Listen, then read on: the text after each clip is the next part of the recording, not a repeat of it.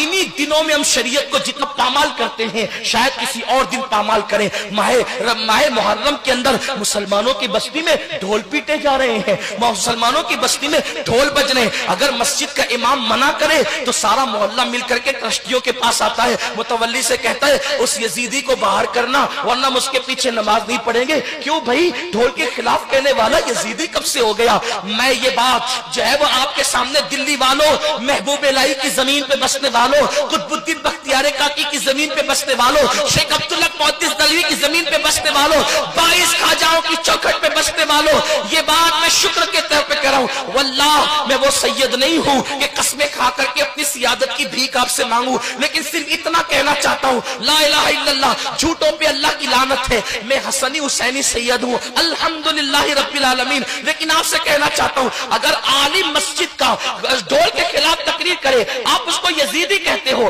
अगर हिम्मत है तो मुझे भी यजीदी कहना, मैं हसन और हुसैन की औलाद में हूं, अल्हम्दुलिल्लाह। लेकिन आपसे बस इतना कहना चाहता हूं, इतना पूछना चाहता हूं, आप ढोल बजाने को हुसैनियत तसव्वुर करते हैं, आपसे पूछना चाहता हूं, आखिर खैमे हुसैन में ढोल कब बजा था?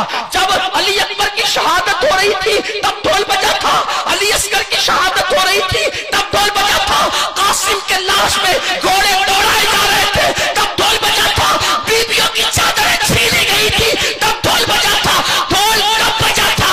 जालिमों, जिनकी शादियों में ढोल नहीं बजे उनकी शहादतों पे ढोल कैसे बज सकते हैं? आप अपने आप को ढोल बजाने पर हुसैनी तसव्वुर करते हो? ढोल तो दमिश्क में बज रहे थे, ढोल तो दमिश्क में बज रहे थे। और सुनो, अगर शहादत हुसैन पे ढोल बजाने का इतना ही शौक है तो फिर बजाना, खुशी से बजाना, लेकिन उससे पहले एक शर्त है, जब तेरे 18 साल के बेटे का जनाजा उठे उस वक्त तो ढोल बजाना, उसके बाद अली अकबर की शहादत पे ढोल बजाना। उस दिन तो तू ताली बजाना भूल जाता है जब तेरे बेटे का जनाजा उठता है, और हुसैन के शहजादे के जनाजे उठने के दिन तुम ढोल बजाते हो, मेले में मेले लगाते हो। तुम्हारे घर की बेटियां बेपर्दा मेले देखने के लिए जाती है।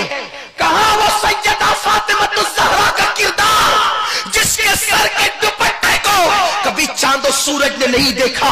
मेरे इमाम कहते हैं जिसका आंचल न देखा महो महर ने, उस रिदाए नज़ाहत पे लाखों सलाम। कहां वो बीबियों का किरदार, कहां वो बीबियों का किरदार जब बीबियों से दुपट्टे छीन लिए गए?